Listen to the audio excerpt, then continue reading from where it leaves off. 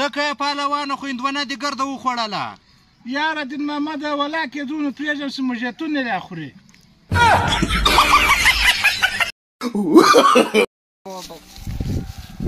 وروره موږ دلته کښېنه موږ راغلي یو پکنیک والا یم یا کښېنه کښېنه کښېنه دا زما خپل باغ دی کښېنه بېغمه کښېنه پر دا پټي باندې کښېنه یا کوره باندې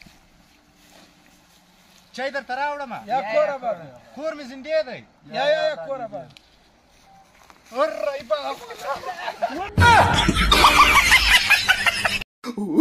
محمده ورسه چاول پاخه که 2 ګیلاس اوبه ور واچوه 1 پیاله وریجې ور واچوه صحیح دی هو ورسه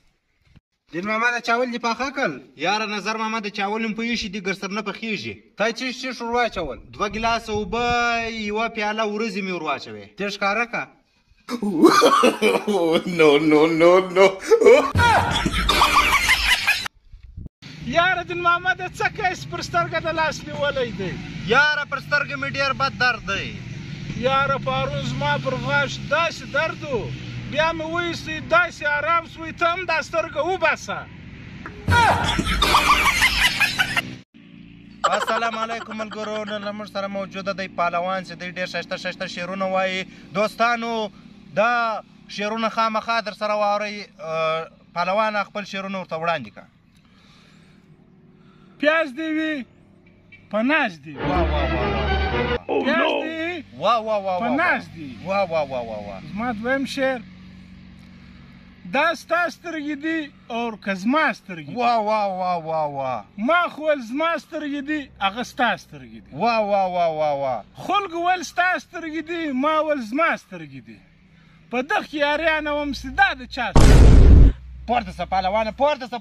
به شعرونه دې وایه دوه نوي شعر یاره دین محمده ستا له لاس خو یو ورځ زموږ مړۍ نه ولیده یو ورځ خو به تا مړۍ کوله یاره پهلوانه نن دې مړۍ پر ما ده نن به سپیشل زه مړۍ درته کوم درځه نن زما میلمه یې لاسونه به زموږ کره پرېمنځو مړۍ به ستۍ کره یاره دین محمده دا د ګوتې په مابین کې څه خالي ځایونه دي دا څه دپاره دي یاره دا د دې دپاره دي چې خلک سګرېټ پس کوي دین محمد ماښام موږ کره غله راغلي وو ټول شیان یې یوړو څه وایې یاره زموږ کره مې غله راوښتې ول 1000 روپۍ راکړې ولې درکې یاره په کور کې وګرځېدل یو شی نه کلی پیدا اخري کې 1000 روپۍ راکړې ولې یاره ته ډېر غریب یې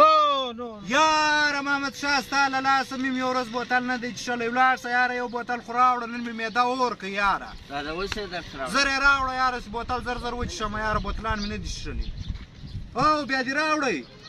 یاره دا څنګه ناولده بوتل دی دا دې چې راوړي دي یاره دا خو د پټرول راوړي دي خاندار غلط څه وایي